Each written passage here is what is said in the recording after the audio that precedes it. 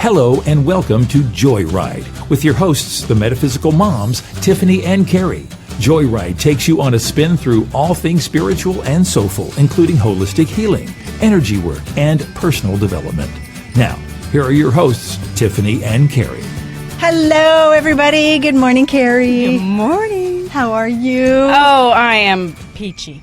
Thank you for joining us. We're a little bit delayed this morning. We had a couple of issues, but everything's good. We are back. We are live on Facebook. Thank you so much for joining us and for tuning in to our little Joyride show with Metaphysical Moms. Yes, thank you. And I want to thank everybody for subscribing and hitting like and talking with us. It just makes this so much fun. Yes, it really does. This is show number 83. It's February 6th already. Is it really? 2018. Yeah. And this is a continuation. This is the story, the next chapter in our Hidden in Plain Sight series. Yes. And we got a lot of great response from that show. A lot of people were really interested, blown away, lots of questions. Have you thought about this? So we're continuing our story, and I'm coming to play in Carrie's sandbox again today. No, you see, you've kind of carved out your own version of your sandbox. You know. But so this really is cool, and it is. I watched the last show again, and I kept saying, "Where's Mitch? We need to talk to Mitch." Well, today we actually have Mitch. Mitch is here with us, and he is just, he just has so much information on the next. Okay, so the first show, what we actually wanted to do was say, okay, look, pyramids are out there, crystal skulls, Easter Island. You can't. I mean, it's there. You can't deny that. But now we're kind of going into the ancient history side. I mean, where. Why are these things here? How did they function? How did they all work together? Anyway, so I'm just going to bring Mitch in because he's the bomb. Yeah, we had Mitch on. We can see Mitch, and then when you watch this later on YouTube, you'll be able to see Mitch too. And we had Mitch on show number 74, and it's soldier plus light link equals healed spirit and body. And it was an incredible story Mitch told us about how being a very weapons specialist, blowing up all kinds of stuff. Yeah, a lot of tours. And then you got struck by lightning and your world completely changed. Mind, body, and spirit. And so that transformation story in and itself was incredible. Yep. And okay, so when I spoke with you last time, I asked you about the show. I said, how did you like the show? And you were like, oh, yeah, and you just talked. I mean, and I am blown away. And you threw out names and words. And again, I have the overview. I have the kind of the way I think the puzzle looks. You have the names, the stories, all the backing. So we're going to just dive in. Welcome back to Joyride, Mitch Owens. Mitch is our brother. He is just our brother. Yes, thank you. Thank you, ladies. I'm loving the whole Joy Tribe thing. Oh, well, we love you. People actually would email me and say, "Can I call Mitch?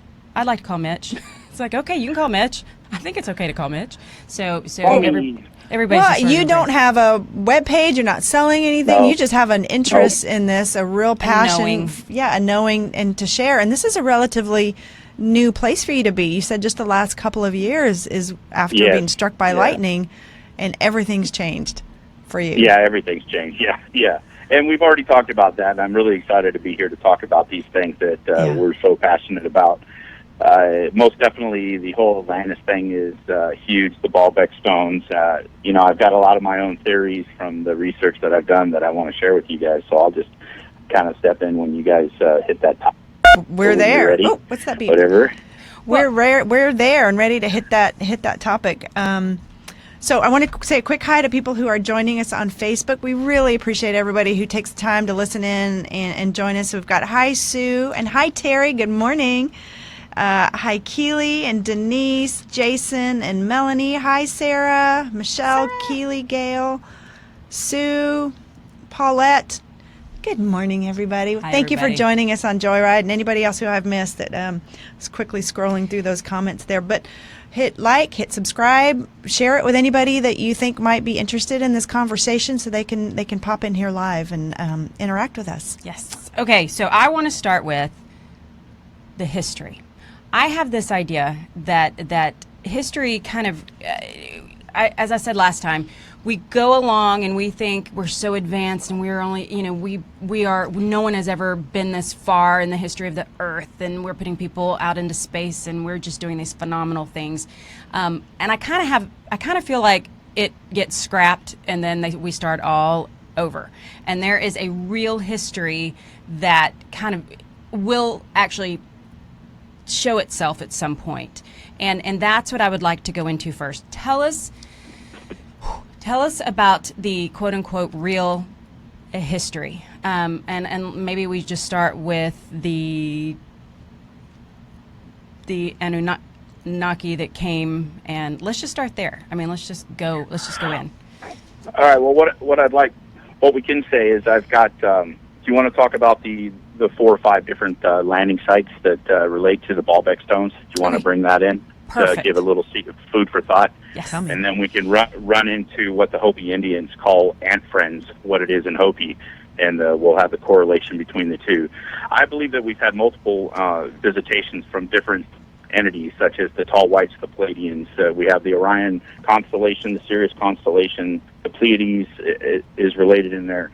So, coming from a warfighter perspective and been in the Middle East for so long, I've had the opportunity to see the Nineveh ruins. I was actually blown up in a car bomb next to the Nineveh ruins that we talked about, and that's what's on my Facebook page. That picture on the top cover is Nineveh.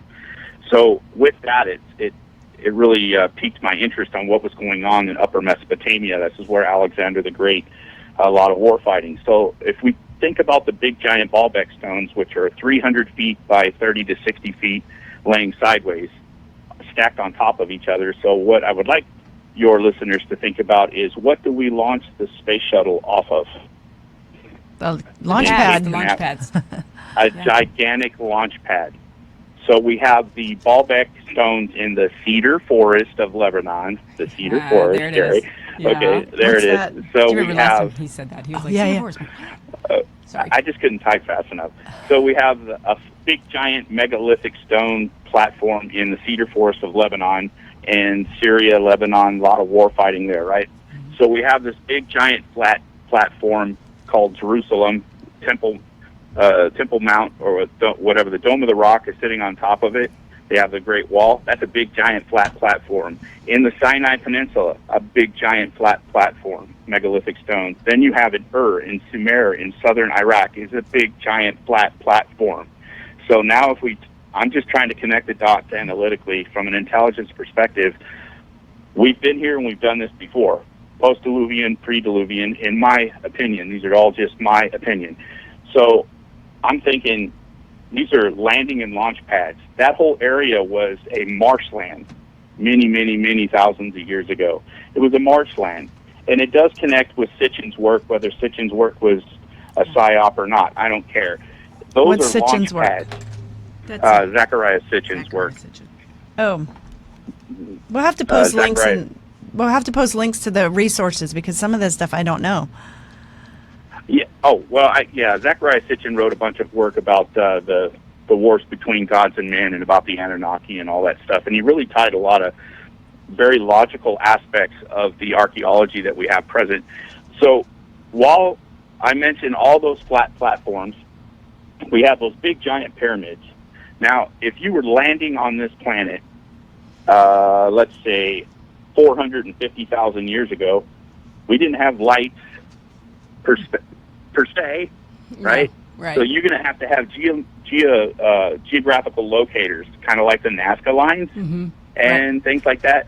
So we got this big giant platform of pyramids, the Giza Plateau, and then you have all these launch pads, and there is some geometric archaeology that shows that when you're coming into the planetary atmosphere, that you're able to locate these areas for landing purposes. I mean, how would you identify it if you're coming into the atmosphere? So we have these big, gigantic, and let's say maybe there was even some crystals in there that are lit up and they're like port and starboard running lights. And in the Giza pyramid has those shafts that come out, and they actually have like it is said that there was crystals inside there, and they would come out through those shafts and indicate light. So that light would be able to be seen and be able to tell, hey, where am I coming in at?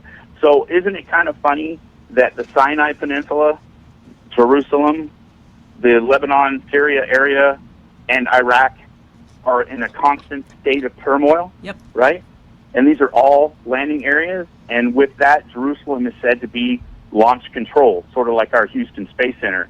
So it is my opinion that underneath the Sphinx and inside that pyramid in Jerusalem, there's technology that was available, is now gone. But these wars have been going on. I mean, we were in the Sinai Peninsula in the 80s when I was in the military, right? Wow. Yeah. Yeah, I think in the books of Enki and stuff like that, they're talking about Ninhartsog, the mother being in Sinai. Well, even today, there is a massive black crater in the Sinai Peninsula, all right? And in that crater is black rock that's still radiating nuclear emissions, like nuclear radiation. So that was the war. They talk about a war that happened between the Anunnaki. Okay, I want to go back to that. But there is something that's rattling around in my head. You said, don't touch that one. There was a door that they found there was a door somewhere, and they just took the door away. Someone said, what is that door? And where was that? And anyway, so there were crystals, and there were large, massive crystals, and weren't they at the top of the pyramids? Right. Where am I getting that? Right. Well, I think where you're getting that from is there's a story about Marduk, which is Enki's son. Okay, let's go back. Now, who's Enki? Enki is basically he was Poseidon. So he was a god? Well, he was an Anunnaki. So if we're going to go back to the Anunnaki, we're talking about Anu being the Nibiru thing, the planet, whatever. Whoever landed here, the Anunnaki, those from the heavens to earth came, blah, blah, blah. No, blah, blah, blah, because it is, for you, this is like saying, okay, though, there's this guy named Jesus, and he, no, let's go back. So, so from what I understand, and you flesh this out for me, what I understand as the Sumerian text what they say is that there was a reason that Nibiru, which is the planet that orbits in 28,000 years or something, its cycle is huge. Something happened there which made them leave, and they were on a hunt for gold, and that's how they came here. And so, and most of them left. 2 stayed. Okay, go. Because I know this is where you come in. So for the people that aren't into this stuff, it's the monatomic gold was found in the Persian Gulf. Monatomic is subatomic particles. So it's the gold was processed through the Persian Gulf, which is right there where Bahrain and the United Arab Emirates and Iraq and Iran and the Straits of Hormuz, that whole area where we've been at war forever. And it wasn't producing enough gold. They needed monatomic gold, evidently, to seal up a atmospheric condition that created a hole, which was allowing too much radiation into their planet. Sort of like familiar. So they had a hole that they needed to pump monatomic gold up into the atmosphere, which is small particulates, to reflect the radiation, sort of like stratospheric aerosol injection, not otherwise known as chemtrails. So, So what they did is they landed here, and they landed in the Gulf. It was very marshy, so that's why you see a lot of these megalithic stones that had to be able to support the weight of a craft. And they ended up working around. They had what they call the Ajiji that was up in the craft above, and they had a craft below. And the Ajiji were the workers that worked, and they ended up doing a lot of mining in South Africa. You'll see a lot of leftover megalithic stones and gold mines. In fact, there's a gold mine still active left over from them. that's still active in Africa. Whoa. So Yeah. what do historians say, take aside ancient alien craft landing pads, that these big flat plateaus would have been used for? I mean, what do we say they would be used for? Oh, yeah. Okay, so they want to call them tombs and ziggurats and things like that. I've stood next to the tomb of Abraham. It's a massive ziggurat-looking thing in Iraq, and it's just, to me, it's like meant for something big and heavy to land on it. But they call them tombs, just like they want to call the pyramid tombs, but no body or sarcophagus was ever found in there. Is that right? I thought they were. Where No. were the No, ones they that were we know Mary in found? the Valley of the Gods, or all those. Yeah, What is that? that's right. Yeah, Valley of Kings, something like that. The Valley of the Kings, the Giza pyramid. There was no that thing was a temple, and it was a healing center, and it also covers up an entry into the inner earth to the halls of Amenti, which is where our inner earth brother and sisters are. Or the Anshar. Is that the Anshar? There's a whole bunch of them. Yeah. There's a whole bunch. The Lemurians, the Anshar, the halls of Amenti are where upper, higher dimensional beings have taken refuge, and Mother Earth. And they talk about that they actually can be inside these kind of a stasis type. You mentioned that at that last show, right? No, those are the other ones. Those are the red-headed giants. These are the other ones. Like the Anshar, they just sort of stay put, and they're suspended. They're not in our time. They're not in any time. They just sort of They're wait. I think they call them the Council of Nine. Oh, is that who that is? Yeah, the Council of Nine in inner Earth, and there is access. That's where thought would access inner Earth to Amenti, was through the pyramid. Thoth is the Atlantean, who is the son of Enki. En is Lord, Ki is Earth, I believe, or water. I'm going to need to do a family tree here. I know. Okay, go back. So they come. So the Anunnaki come. They're looking for gold. Let's come down. Okay, and then what happens after they get to Earth? Okay, so they get to Earth, and there's certain levels of these deities or beings, which is the Anunnaki, and they're immortal. All right, and that's a whole different story about eating the fruit of the tree of life and sinning and all that stuff. We weren't allowed to eat their food because that would create the immortal aspect for our souls, and they didn't want that because that elevated them above us.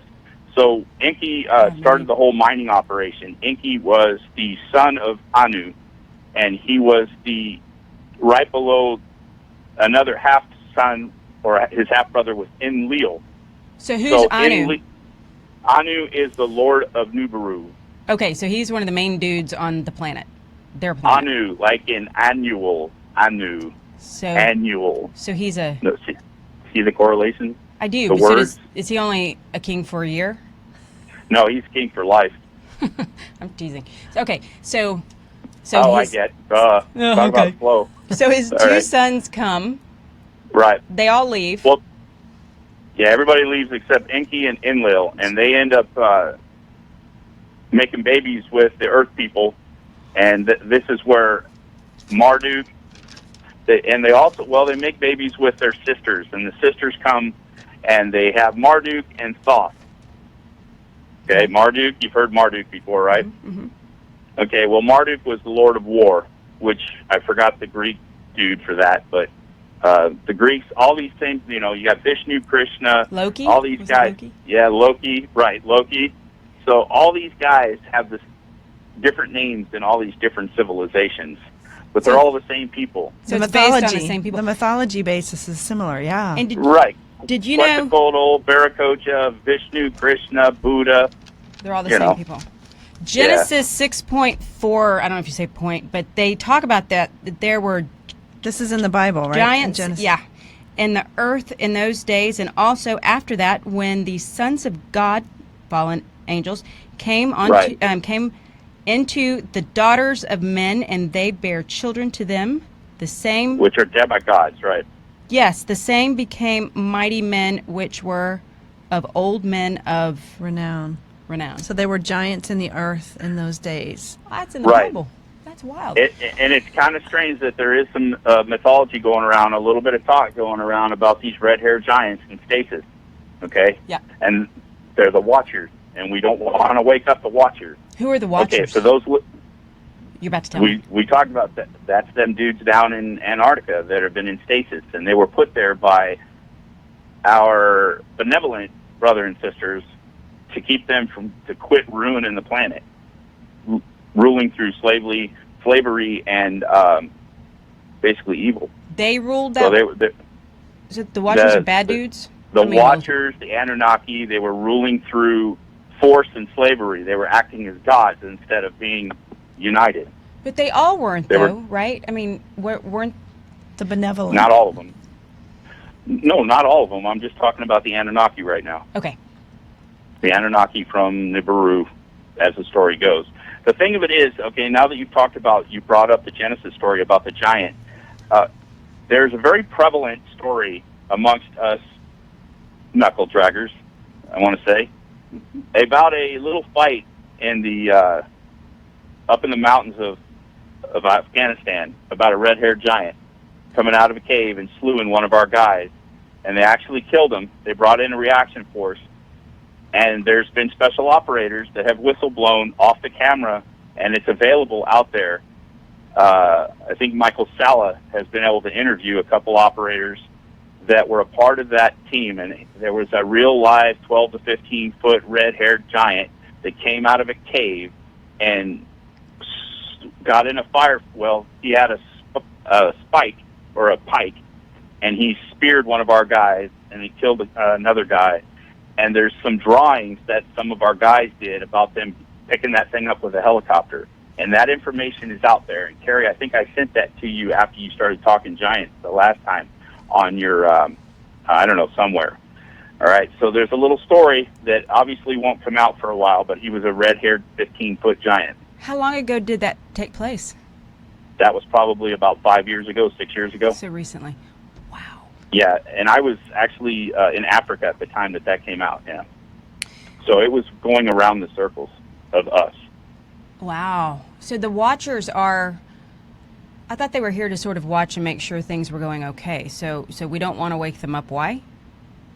I can't tell you that. I don't have that information. I can only speculate. I just know that the benevolent beings put them into a state of stasis because they were running wild. Got it. So it's hard to know who to discern, who to trust, who to not, what somebody's intention. Are they wanting to use us as guinea pigs and harvest us? Or are they wanting to help us ascend? And because our planet is such a jewel of a living library of all these species, and it's valuable for the cosmos. Like, how do you know what these beings' intentions are? And I think that's why there's so much fear. Because of our history and all of the Hollywood movies, most of them are that they're here to harvest us, hurt us, take something. Some of them are. That's by design. Yeah. Sure. That's by design. There are the deep state cabal people that are still remnants of that Anunnaki power struggle. There are still the Illuminati or whatever. There's some deep players that are pulling some strings here that Hollywood is involved with it, with all the stuff that's coming out now on the news about the different ugly things that people didn't know about, but we all thought. There is a certain level of fear that they want to keep instituting, because when we do have contact, they want us to be in fear, and fear lowers the vibration. Fear creates a state of panic. So the more fear that's in place, the less likely that we'll be accepting of the return. Well, there's also a collective consciousness, and if you can kind of get everybody on board that this is all bad, if there is a false flag, or if there is, then we'll all fight it. Right.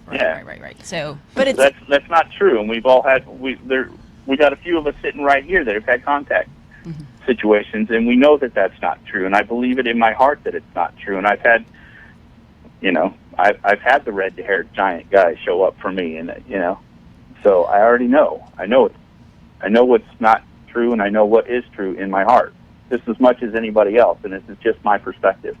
Well, go ahead, sorry. Go ahead, Tiff.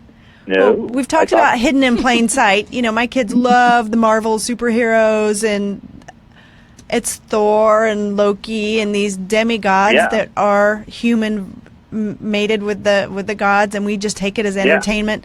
But we're saying that there's some historical truth to this, and then we're watching it and celebrating the good versus the bad and Star Wars, and we just think it's entertainment, but it's potentially what's really going on, and we need to take accountability for how we're responding to this and how we're showing up for it.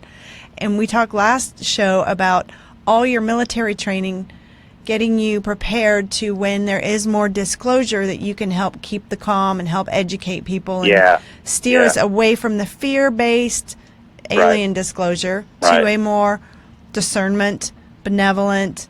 How can we work with this? Because all of the people who are on the spiritual path, any of the teachers point to, this is the time, this is the awakening, the unveiling that we're not alone in this universe in whatever form it comes. And I don't know what timeline we're talking about, whether it's, people getting more contact individually, or there's, mass ships landing on the White House lawn. I don't know. This is going to be a slow disclosure thing. It'll be slow. It's going to be slow, because I think people's heads would spin on their torso if they landed on the White House lawn. But I would like to bring up a couple actual events that happened that are absolutely in stone, real events. 1953, there was 9 ships over the top of the White House. There's a picture of it, okay? It's a fact. It's in the Freedom of Information Act paperwork that came out, and there are contractors and DOD personnel that back that up in the Disclosure Project. Point number 2, we had UFOs, or we had crafts come over, I think it's Montana or Wyoming, that shut down nuclear missiles. And and that is an actual fact. I love that. Not only the guards above were talking about it, but down in the silo, they were shut down to show that you will not blow up another nuclear bomb on this planet. No. And I was told the same thing. They told me straight up that it will not be allowed ever again. Nothing. So take that fear out of your mind. Don't let that get to you. You talked about on the last show that in plain sight, the 13 skulls. All right. Can I talk about it? I wanted to go there. Okay, the 13 skulls. Those skulls, one of the stories, I think it's the either the Aztecs or the Mayans, a white, tall, and Greco-Roman character with a big, long beard, a white dude, handed that skull to those people. It is my belief, through my research archaeologically and through the metaphysical aspects, that those 13 skulls, when they come together as one, like you talked about, they contain information, and I believe there will be information shared with the world, either holographically or through whatever technology. That quartz crystal, like you said, which is not able to be made in under 100 years by hand, if we go with the Bible aspect of this, that we're only 6,000 years old, I'm sorry, that doesn't work. It just doesn't work, because these stones and these stories go all the way back to Atlantis. And that information contained, when Atlantis went down, many of those tribes went throughout the world. We're talking, they went over to the Mediterranean, to Greece, that's the Greek. We have the Egyptian, and then we have the Incans, and down in Peru, which are my homies. All right. So can I talk about the power of those crystals and Atlantis? Yeah. Can we talk about Atlantis? Go for it. Because I want to put a little food for thought about the whole Bermuda Triangle thing. All right. So if we are talking about dimensional aspects and powerful, powerful crystals, it is said that Atlantis used crystals for flight, for healing, for many, many different forms of power. Now, with those crystals, they have these big, giant antenna-looking things. We call them obelisks. And now we have cell towers. Obelisks, cell towers. Okay? So if you have obelisks all around the world, and you have pyramids all around the world, all at very specific geographical locations, ley lines, power lines, 0-point energy. Woo! Okay, so we have all of these antennas, like you and me. Okay, you and me. We're antennas too, all of us. You, me, all three of us. Bobby, you too.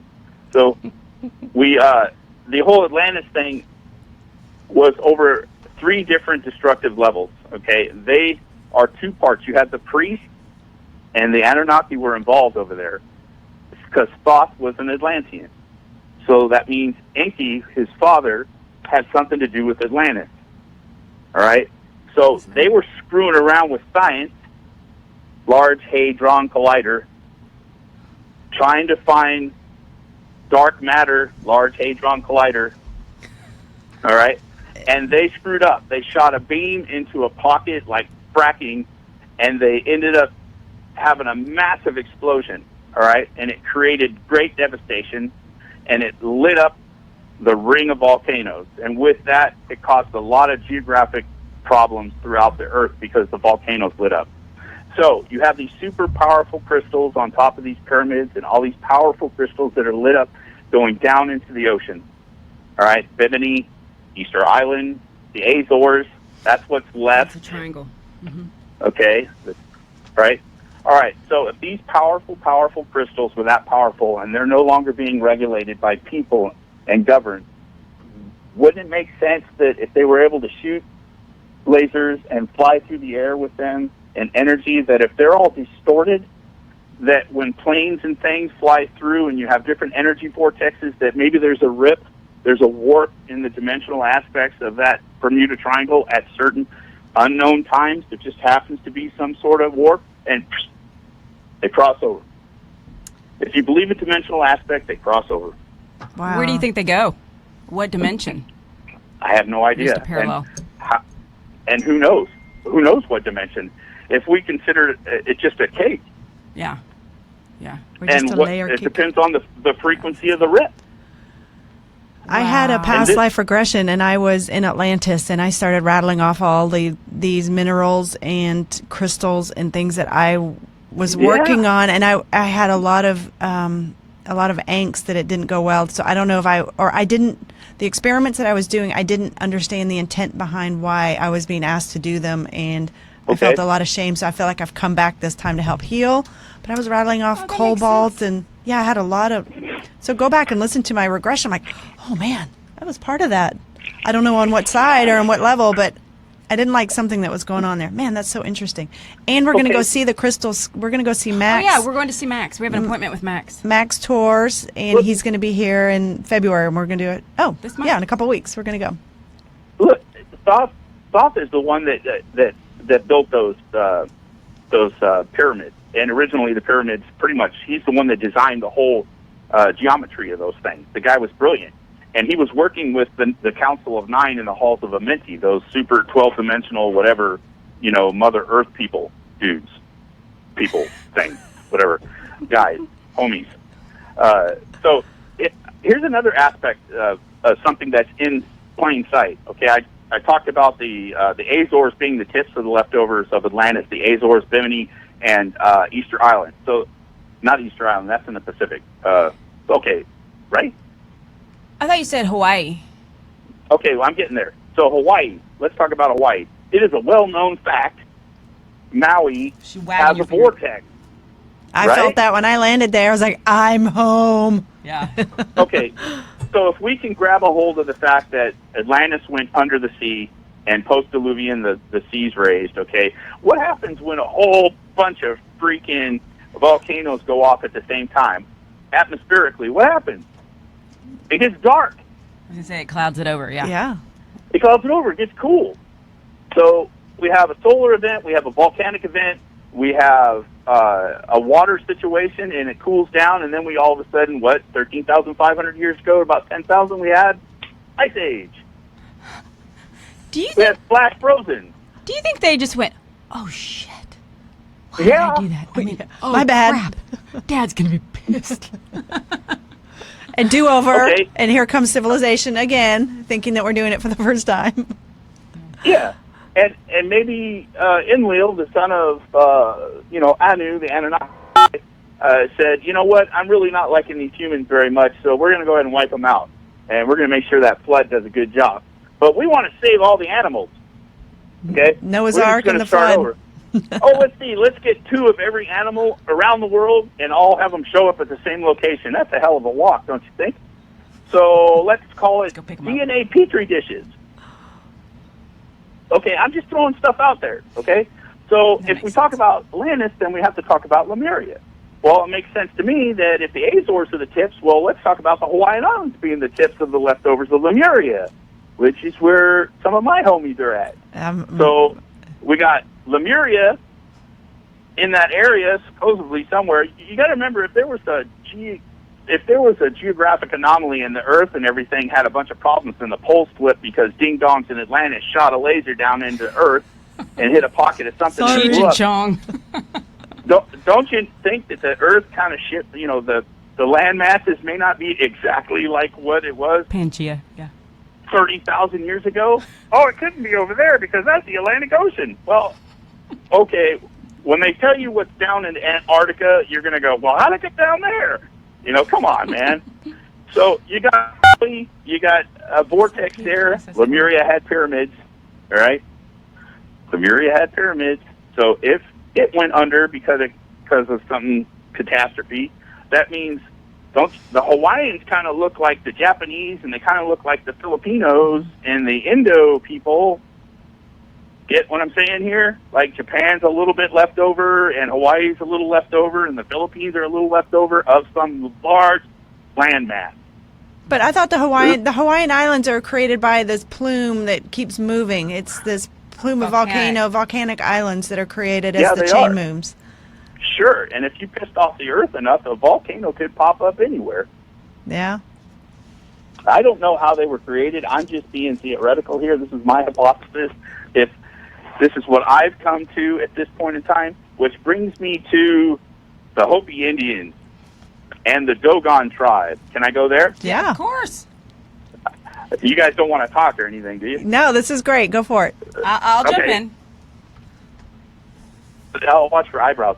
Okay, so there's a tribe in Africa that well before our astronomers and stuff had mapped out the Sirius constellation, Sirius A, B, and let alone AC, which is hidden on the other side that we can't see without them things flying through space with big giant telescopes or whatever, stuff like Hubble. The Hubble. Okay, there is a tribe that is thousands of years in the making in the same area that the Anunnaki were mining gold, all right, that have mapped out the Orion constellation in, what do they call it? Like stones. They've drawn hieroglyphs? No. Petroglyphs and stuff like that. Yeah. Same as the one in Australia of the indigenous population there have also done the same thing. Okay, these people who are a super unsophisticated, still wearing loincloths, very private tribe in Africa, have the whole Sirius constellation mapped out with planets that we can't see at that time. So who's unsophisticated there? Yeah, by our judgment of this Western world. Yeah. So now let's go with the Hopi Indians. Have a long tradition of oral history with their brothers and sisters from the sky. During certain catastrophes, the Hopi Indians were taken from their sky people underground, and it's a part of their oral history, and it's in their petroglyphs on the rock. Yeah, Spider Woman came up to create the people. Yeah. I'm familiar with all of the Hopi traditions. And they got petroglyph dudes with like antlers, all right? They call them ant people. So in Hopi, ant is Anu. And they call them their, hang on, I'm not done yet. Here we go. And they call them ant friends. Ant is Anu, and I'll let you guess what friend is in Hopi. Naki. Boom! I'm so smart. I'm wicked smart. She speaks Hopi. Yo. Isn't that amazing? And so those are the star people. Like, and they aren't the Hopis up in Canada? No. They're in Four Corners. Southwest. Yeah, they're in the Southwest. New Mexico, Zion, Arizona, Colorado, and Utah. Wow. Yep, and they have a long history of being associated with the Orion constellation, which is where my daughter's from. That's so cool. Orion, those are the three. Well, that's his belt. Dots, right? That's the Orion's belt constellation, that part of the world. The Giza Plateau. Yep. Okay, I'm The not sure. Orion constellation. And I said this last time too, since I was a kid, I would look up, that's where I guide myself by, are those 3 stars, those 3 in a row stars. Yep. And yeah, those are really big for me too. It is, whoa, okay. Well, I have I love how you say this. I mean, you put all this together in a way that is, it's like, oh yeah, well that happened, which made that happen, which made that happen. I mean, you just sort of mapped it all out. So I want to throw something in here. I was reading on Channeling Eric blog. It's an old one, but it's one that I've loved, about crop circles, because Eric, through Channeling Eric, this was back when Jamie Butler was channeling Eric. They were talking about crop circles. A lot of them are, we put out the radio broadcast that, who we are. We're kind of putting our radio broadcast out there, and they're like, well, they're answering us, and they're coming back in the form of symbols and geometry, and some of them are just kind of art. They look artwork, but it's the symbol of their culture. And then one of them is actually just showing where they are in the constellations. They're like showing us the planets and the location in the cosmos of their system, and they're answering us. And I guess this time, okay, so we have the benevolent ones that kind of came to help keep everything calm and quiet, and then that period of time is off now. We're now because they think we're at the tipping point where we can start to handle, our consciousness is raised, where we can start to handle understanding this technology and how to use it. Right. And some of those symbols, Eric is saying, are signs to say, get ready. It's time, and get ready. Yeah, are you ready? And that they're here to help us. I don't want to say we're protected, but we're now going to be open for communication. I just thought that was just, All right. So on that, are you ready? Yeah. Okay. We sent out on a gold record. Yeah. In space, right? We sent this thing out, which looked like a data strip. All right. Yeah. That had our DNA string. Yeah. What our human people look like. Okay.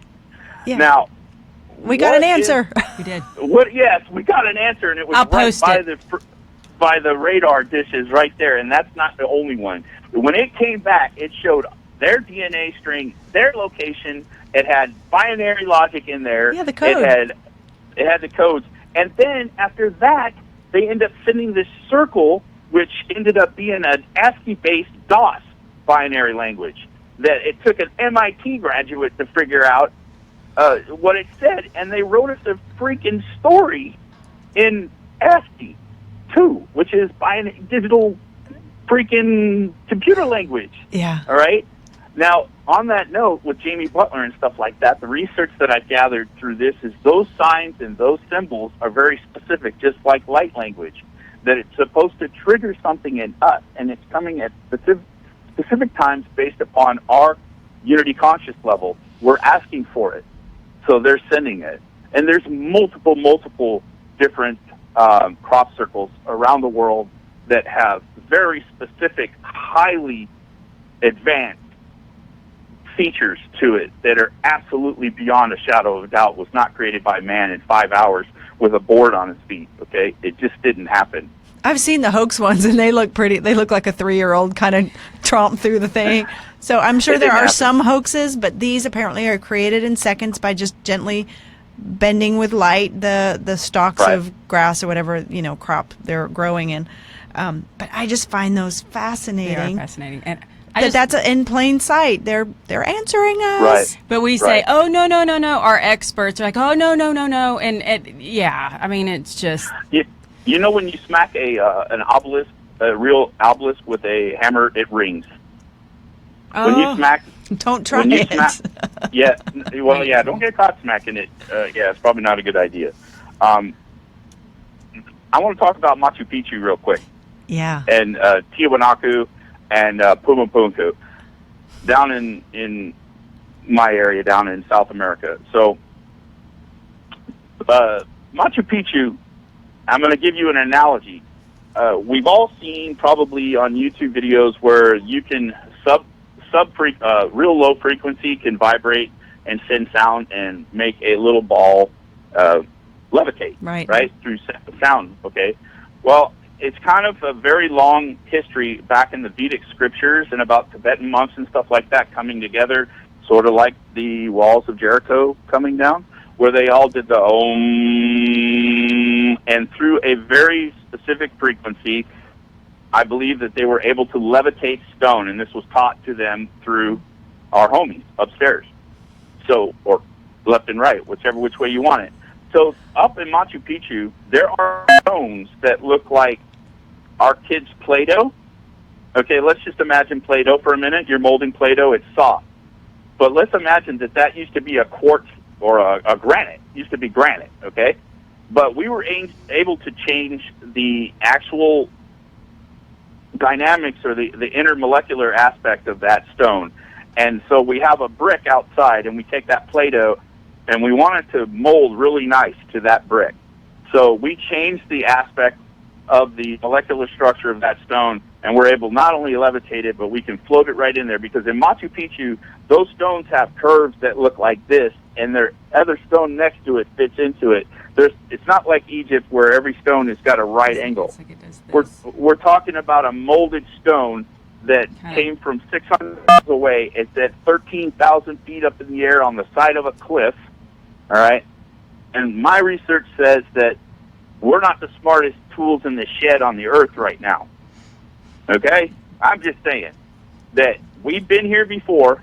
There has been catastrophic, stupid stuff that's happened, such as fire and brimstone from Sodom and Gomorrah. Well, Sodom and Gomorrah was in the Sinai Peninsula, and there's a big giant radiated crater right there. I'm just saying.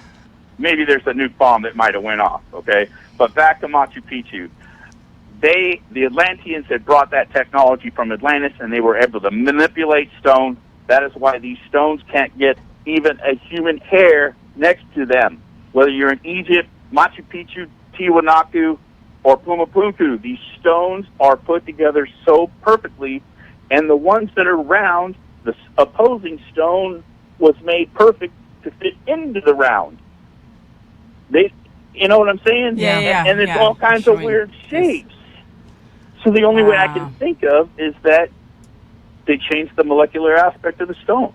I wonder if they've analyzed the stone's structure, because I know, like, a stone that's got metal, it'll all align with the pole at the time that it, metamorphosized into stone, the little metal elements. So I'm just wondering if they've analyzed that to see if there's, it's not possible. But a stone is a consciousness. It's a second-dimensional being. And there's more space in the stone than solid, if we could just wrap our mind around that. There's air. A stone, a flower, a tree, first, second-dimensional aspects, it is a vibration, a frequency. It looks solid to us, but it's not. Yeah. Right. And it has a consciousness. So at a level of consciousness that you can talk to animals, we've been dumbed down to 2 strings of DNA, okay? If we had full run, like the Lucy movie, the movie Lucy, that's the only thing that I can use as an analogy. If we had a full run of our brain and all 12 strings of our DNA, don't you think that we'd be going, hey, yo, Pop, come here, bring me a beer? And he'd, like, run over and go, which one? Make me a sandwich. Okay, so a stone has consciousness. All things on the planet have consciousness. It's at what level of ascension that item is in. So if I'm communicating with the stone and I'm like, yo, dude, I need to mold you to fit the wall. Do you mind, like, going into goopy Play-Doh mode so that I can get you up there? I'm just making a joke out of it right now, but I'm saying we are not the smartest tool in the shed on Earth. We have had many much smarters before us, and we have done this before. And in plain sight, there is evidence everywhere. You can deny it all you want, but there is evidence everywhere that says they've been here. There's so much Aztec clay tablets and that they're still here. And they're still here. And that they're still here. They come to us in whatever way that we can accept them without the fear. That we can so see them. Yeah. Ant people, if it's ant people for the Hopi, fine. It's ant people. Tall white dudes with gray beards, okay, fine, that's them. Well, and when you think of the vastness of the universe, we're like a grain of sand in our low solar system. And when you think of the length of time that has been around, we're like a blink of an eye in somebody's lifetime, So we to think that we are the only intelligent life form here is pretty arrogant of us to think that we are we're the only conscious ones. We have a billion galaxies out there. We're the only living life form. But apparently, this is a new emerging life form, and we have been given this time to develop on our own without a lot of interference. So this is by design. Well, I think it's also by design that we think we're the only ones. Therefore, you don't ask the question, right? Right, Yeah. and it's don't ask, and I'm not going to say don't tell because that's back in Clinton days. Okay, so don't ask, rule in through fear. Where have we heard that before? Okay, so. If we don't ask, then we don't know, and we stay blinded, and let's put a bunch of stuff to keep us distracted, like, electronics and stuff like that. I don't even want to get into the electronics and how we were able to spy on terrorists by getting them our cell phones. And even when they're off, they can turn them on. I know. And now we got Alexa. Okay. So as far as the plane side is concerned, the one thing I want to tell you is these things store energy. He's showing crystal. A crystal. Yeah, a crystal. Crystals store energy. They're very, very powerful. We use them in many, many different things. Well, think about Silicon Valley developing all of these electronic devices. It's all crystals in there. Where do you think that technology came from? Right. Exactly. Where did Tesla get his information? Where did Einstein? Dream state? Astral travel? Well, and some people believe people like Steve Jobs and Carl Sagan that they are aliens among us who are helping us to develop our technology, helping us to expand in that way. Okay, so I want to go back. So we have about 8 minutes left. So we have the people. Anunnaki came. Most of them left. 2 stayed. Yep. Okay, so who are the benevolents? Benevolent? Yeah, I believe that Pleiadians. the Anunnaki came here to be benevolent. But when the father Anu left, they got a little megalomaniac-ish. Okay? They were worshipped. They're seeing us as gods, and they were pretty tall cool. too. Yeah. So the Pleiadians, the tall whites, there's a whole bunch of them, guys. There's a whole bunch of them. The contacts that I've had are the tall whites, the 2 little green dudes, the benevolent grays from the Orions, the 15-foot red-haired giant. Okay. He doesn't sound benevolent. It sounds like you guys had an altercation. Unless he was scared or they provoked him. But there are multiple different strains. Dialects. Yeah. There's different dialects of language. There's different tribes. So, there's the Abu Sayyaf in the Philippines on another island, but on that other island, there are a bunch of free, fun-loving people. Right. But on this island over here, they hate everybody and they want to kill everybody. So, yeah. I mean, you think of duality. Yeah, you think of the variety of life here between viruses and bacteria to mammals and plant life and insect life. We've got such a diverse, and depending on what perspective you're looking at, they're benevolent and they're, so it just depends where you're at. Okay. So here we go. All right, so if the Anunnaki were playing around genetically to be able to create people to work in the mines to dig gold because they weren't getting enough monotone, that was what we were going to go. Okay, so you got Enki and Enlil, and you got these fight between these 2 brothers, okay? They're over there in the Mesopotamian area. Well, it ends... All right, so they also have sisters. So they're having sex with sisters, and they're creating these Marduk, okay? Ninhartsog, Ninurta, and each one of them has power, like Sinai Peninsula. Ninurta, I think, or Ninhartsog, one or the other, the mother had come, and she's in the Sinai Peninsula. There's a landing pad there. All right? So, Enlil, the Lord of Space, Lord of the Air, was up in the Lebanon cedar forest. There's a landing pad there. All right? Enki was with Marduk in Egypt. There's a landing pad there.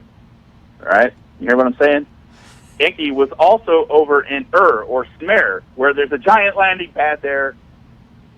They all didn't, carpool. They all had their own ships. It's like, yo, dude, can you pick me up? All right, so I'm just saying that there's the correlation between all this. So what they did is they created people, and it's basically the darker carbon-based African nation people that were digging the gold for them. in the They mind. created them, or they genetically modified them? They genetically modified the hominids that were here at that time, and they continue to do it. And it's kind of a, it's a far-fetched, and I don't want to get to it because it's going to take longer than we have available. So they created us, so they created them, the darker-skinned people. You have the 5 different people. You have the black-skinned people, or the dark-skinned people. You have the Middle Eastern people. So you have the black, the brown, the yellow, the white, and the, what do we have? Black, Pink. brown, yellow, white. Native Americans, is that what they call the Native red? Americans, black, brown, red. Okay, so yeah, you have these different tribes, and each one of them was like a test bed for the homies upstairs and different things for the DNA testing. It's like a test bed. It's like a petri dish. We're a giant petri dish. But right before we go, there's so many people that talk about Sasquatch and Bigfoot, and I wanted to point something out. That is an upper dimensional being in a earlier stages of the DNA process of manipulation, all right? So imagine, you have to ask yourself, how come a bunch of apes and gorillas ain't walking out of the forest with a suit and tie on right now? How come that doesn't happen anymore? It just, stops. You have this accelerated evolution, and then, bam, it stops. That's been my argument the whole time. Okay, that's my argument. So we keep trying to kill Bigfoot. Do you think he really wants to show say, up? hey, Yeah, we're hostile. We're hostile. So they're an upper dimensional being, but they're the earlier stages of us. They were integrated with DNA from our brothers upstairs. They're very smart. They're very intuitive. They're able to shift their vibration and disappear. Right. Just like Channeling the Eric Mayans. has done a lot of work with done several interviews with the Sasquatch, and it's a fascinating story about them. Feminine energy. So we do have about 3 minutes left, and I feel like we could just talk for days I'm on curious this. about, you mentioned that, and I was just in Mexico, and I kept asking because I'd heard this story. You and I talked about this. I'd heard this story about this tribe that just disappeared, and they dimensionally just shifted, and that's where I think you were going with that, right? I think they were Toltec. Mayans. They were the Mayans. It could have happened more than once, Carrie. I'm thinking the Mayans were getting slaughtered by the Spaniards, and they reached unity consciousness, and I think with some help from our friends, they were either picked up or shipped over. They just hightailed it out of there. They were saved. They were a pure Atlantean, some of the Atlantean tribe, and they were saved. Yeah, so cool. I'm just going to read a couple quick comments. Thank you for everybody who's been posting. We've been so engrossed in our conversation, haven't popped over here. But Leanna's talking about Cryon. Explains quite a bit what happened to Lemuria. I think Channeling Eric has Cryon. that too. Hi, Emma. Hi, guys. Terry is saying if we could learn to vibrate at the same rate of stone, we could pass through it. But it's just the learning that our human consciousness has a problem with. Michelle is saying all the pieces of the puzzle are coming right before us. It's hard to deny. Great info. Yeah. Well, thank you, everybody. Thank you. Yeah, it really is. So many pieces of this puzzle that if we... and there's so much more. So much more. But How did you learn all of this? Where did this... Do you get them in downloads? Do you get... I don't know. It's after the lightning strike. I don't know. You just know what you know. I don't know. I was really into archaeology, and I was given the Bible as an early state, and I rebelled against that because it didn't make sense. So I spent my whole life not believing in anything until the lightning strike, and well, then you sound it was pretty passionate about all of this now. I want to make this very clear that what we are doing here is not New Age. This belief system that we have is so old. It goes back to the Vedic scriptures, the Buddhic, the talisman, the Thoth Atlantean theory, the crystal, the emerald tablets, the 13 of them that have been found that are undeniably can't figure out how they were made, just like the crystal skulls, and they were there in plain sight to be found by us so that we would awaken. So this is not New Age, right. And I'm so offended by that when I see it in the comments. We are not a bunch of New Agers. This is so old. It's way, way, way, way old. It is way old. Well, 30+ thousand. And we're uncovering all of this to help prepare us for the next step in our evolution. I agree. Yeah. We're not just digging up bones. Tying this together. Yeah. Kind of are digging up bones. For a good reason. Yeah. Yeah, for a good reason. Thank you, Thank Mitch. you so much Thank you for me. having So that's the part time. 2. Now we need part 3. Yeah, thank you, everybody, for joining us on Joyride. Yes. Mwah. Have a wonderful week. Thank you. Bye, guys. Bye, Mitch. Thank you. Bye. Bye.